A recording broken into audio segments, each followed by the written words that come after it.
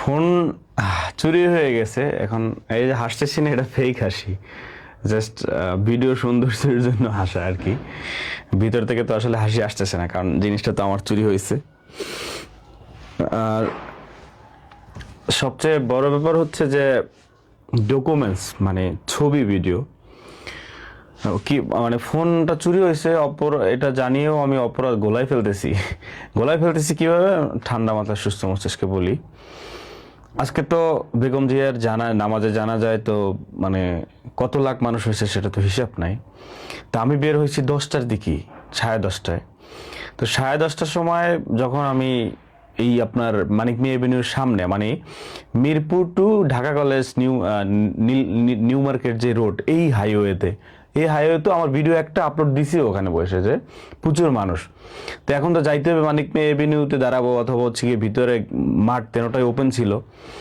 মনে করেন যে ঢোকার কোনো স্পেস নাই, ওই একদম সব কিছু ঘুরে ওই পাশে মেট্রো রেলের পিলার, মানে আগারগাঁওর ওই রোড পিছন থেকে তারপরে ঢুকছি। মানে এর ভিতরে কত ধাক্কা, মানে হাইটা বুঝেন শৈলীর উপর দিয়ে কি গেছে, বা যারা আজকে জানাজায় আসছেন তারা বাস্তবতা জানবেন। তো এরপর তো কোনোভাবে নিঃশ্বাস ফেলছি, মানে যে ভিতরে ঢুকতে পারছি। এরপরে আমার এলাকা থেকে যারা আসছেন কাকারা, ভাইয়েরা, তো তাদের লোকেশন ছিল একদম হচ্ছে গিয়ে সামনে মানিক মিয়া এভিনিউর সামনে, যেখানে মানে বেগম জিয়ার লাশ যেখানে ছিল ওখান থেকে এই কোনার দিকে। তো সেখানে ঠেলে ঠুলে যাইয়া জানাজা তো হইতে মনে করেন 3টা।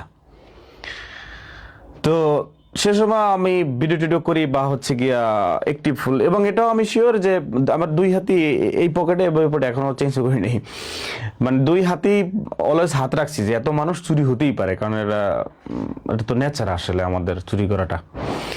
তো জানাজা শেষ হয়ে বের হতে কয়টা, যারা জানাজায় উপস্থিত ছিলেন, মানে 3:30টার মতো বের আমি হয়ে গেছি, মানে মিরপুর রোডে আবার বের হয়ে গেছি, মানে আমি বাসার দিকে আসবো। এরপরে মেইন রোডে বের হয়ে গেছি, মেইন রোড থেকে যাচ্ছি, মানে এর আগ পর্যন্ত, মানে 3:30টারও আগ পর্যন্ত আমি ফুল অ্যাক্টিভ, মানে সেন্স কাজ করে যে আবার ওই জানাজা শেষে বের হওয়ার সময় যে কত ধাক্কা, মানে মানুষে তো মনে করেন যে কি পরিমাণ মানুষের আপনারা দেখছেন, ওই মানুষ ঠেলে বের হওয়া। সে সময় কিন্তু আমি ফুল অ্যাক্টিভ, মানে আমি পকেটে হাত, যে মোবাইল মানে চুরি হতেই পারে, বি কেয়ারফুল ছিলাম। বের হয়ে গেছি মেইন রোডে, শ্যামলীর দিকে হাইটে আসতেছি, মিরপুরের দিকে হাইটে যাচ্ছি, মানে তখন হাইটে যাচ্ছি, তখন আমার হাত পকেটে, মানে আমার ওটা কাজ করতেছিল যে চুরি হতে পারে।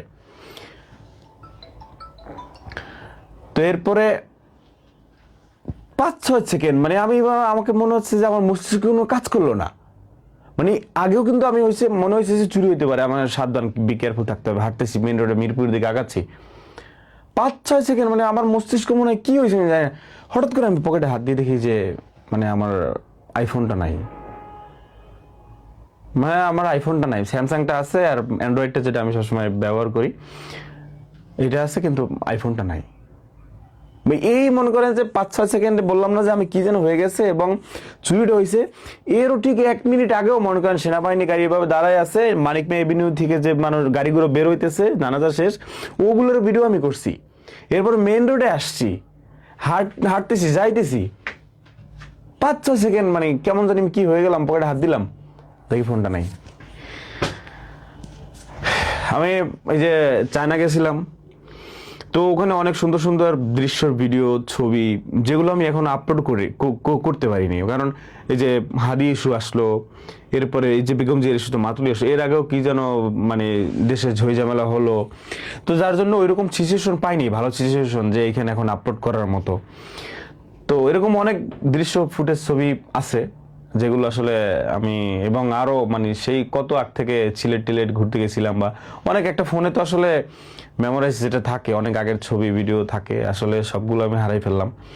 যে ফোনটা নিচে আসলে ফোনটা অ্যাপেল আইডি তো হচ্ছে আমার কাছে, আর তো আমি লক করে দিছি, ফোনটা অন করতেও পারবে না, উনি যে অন করে খুলে সিম ঢুকে চালাবে সেরকমও না, আসলে ওটা খুলে পার্টসপাতি বিক্রি করতে পারবে, আসলে এছাড়া কিছুই হবে না, অথবা ফালাই দিবে। তো আমার এই ভিডিওর মাধ্যমে ওই বার্তাটাই থাকবে যে ভাই, যদি কেউ কারো কাছে তো আছে, আপনি যদি আমার ভিডিও দেখে থাকেন, আপনি ফুল সেফটি সিকিউরিটি দায়িত্ব আমার। আপনি আপনার একদম চাহিদা অনুযায়ী আপনি মানে যেই পেমেন্টটা চান আমি সেটা আপনাকে খুশি মনে দিব, কিন্তু আপনি আমার ফোনটা প্লিজ আমাকে ফিরাই দেন।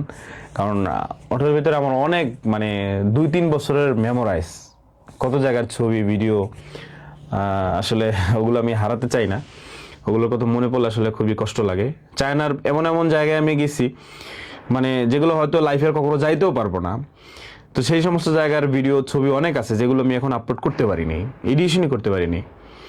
তো অনুরোধ থাকবে আপনি আমার ফোনটা যে পাইছেন বা নিচ্ছেন, এই দেখেন আজাইরা ফোন কিভাবে আসে।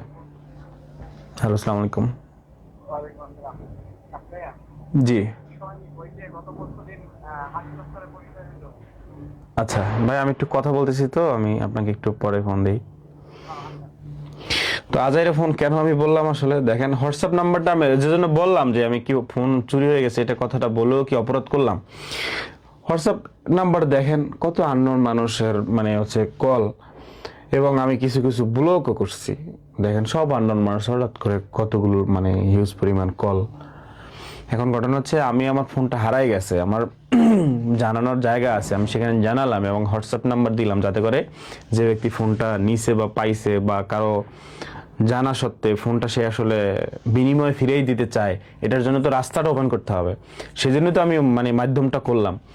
এখন না ফোন দিয়া অনেকে মেসেজ করে ভাই ফোনটা আমার কাছে আছে বা আমি পাইছি বা আমি দেখছি, তো স্বাভাবিকভাবে আমি তো বলবো যে ভাই তাহলে ফোনের ছবিটা তুলে দেন, আমি শিওর হই, তো ফোনটা তো হারাইছে আমার। এখন তারপর পরের মেসেজ সে কিন্তু প্রথমে বলছে ভাই ফোনটা পাইছি বা আমি জানি, পরের মেসেজ আসে ভাই বিগ ফ্যান, ভাই কেমন আছেন। এই যে সারাদিন এখনো ক্লান্ত, কিন্তু সকাল 10:30 বেরোইছি, জানাজা শেষ করে আস্তে আস্তে মনে করেন যে কি ক্লান্ত। এখন এই যে মানুষের যে আজাইরা যে ফোন, আপনি আমার ফোনের সম্পর্কে জানেন না, আপনি তো আমার নাম্বারটা পাইয়া আপনি আমাকে ফোন দিয়ে তো ডিস্টার্ব করতে পারেন না ভাই। আমি তো বিরক্ত হচ্ছি, আমি তো ক্লান্ত। আপনি আমার নাম্বারটা পাইলেন, আমার ফোন দিয়ে বলেন ভাই বিগ ফ্যান, ভাই কেমন আছেন, হে কাফি কি অবস্থা, ফোন হারাইছে, ভালো হয়েছে, হ্যাং ত্যাং। আমি মনে মনে আল্লাহর কাছে বিচার দিলাম, যারা আমাকে ফোন দিয়ে ডিস্টার্ব করছেন, আল্লাহ তাআলা আপনাদের এই উপযুক্ত শাস্তি দিক। কারণ আমাকে বিরক্ত করার তো আপনি কেউ না, আপনি কোন রাইটে কোন যুক্তিতে আপনি আমাকে বিরক্ত করছেন। আমার তো এখন ফোনটা হারাইছে, আমার তো অনেক মেমোরিজ হারাইছে, আমার তখন স্বাভাবিক খারাপ লাগবে, খারাপ লাগতেছে, বা জিনিসটা আমার গেছে, আমার এত খারাপ লাগার কথা, তো এটা নিয়ে আমি টেনশন। তো ইতিমধ্যে আমি ফোনটা খুঁজতেছি, একটা ডিপ্রেশন, একটা মানে মানে কি বলে এটাকে, মন খারাপের একটা ব্যাপার। তো ইতিমধ্যে তো আপনি আমাকে ফোন দিয়ে মানে আপনি এই ফোন সম্পর্কে কিছু জানেনই না, জাস্ট আপনি আমার সাথে কথা বলার একটা স্কোপ পাইছেন, একটা ফোন দিয়ে দিলেন, একটা মেসেজ দিয়ে দিলেন, ভিডিও কল দেন, অডিও কল দেন। আপনাদের বিচার আল্লাহর কাছে দিলাম। তো যাই হোক, মানে যে ভাই ফোনটা নিছেন বা পাইছেন, যদি ফিরাই দিতে চান, আসলে ফোনটা তো আসলে আপনি পার্টস পাতি বিক্রি করে ছাড়া কিছু পারবেন না, কারণ অ্যাপেল আইডি আমার কাছে, আমি লক করে দিয়েছি, ওটা অন করে যে সিম ঢুকে চালাবে সেটাও পারবেন না। সো মানে বিনিময়ে আমি আসলে ফোনটা নিয়ে আসতে চাই। আমি আসলে ফোনটার মেমোরিজগুলো আসলে আমি চাই, আমার দরকার। অনেক 3-4 বছর আগের ছবি ভিডিওটার ভিতরে রয়েছে, আসলে আমার খারাপ লাগতেছে। সো যদি আপনি মনে করেন যে আসলে ফিরিয়ে দেওয়া উচিত, আমি আপনাকে বিনিময়ে নিঃসন্দেহে আমি দিব, এবং কোনো ধরনের ভিডিও স্টেটমেন্টের কথা, কোনো ধরনের ঝামেলা, বিপদ আপদ, ঝগড়াঝাটি কোনো কিচ্ছু হবে না।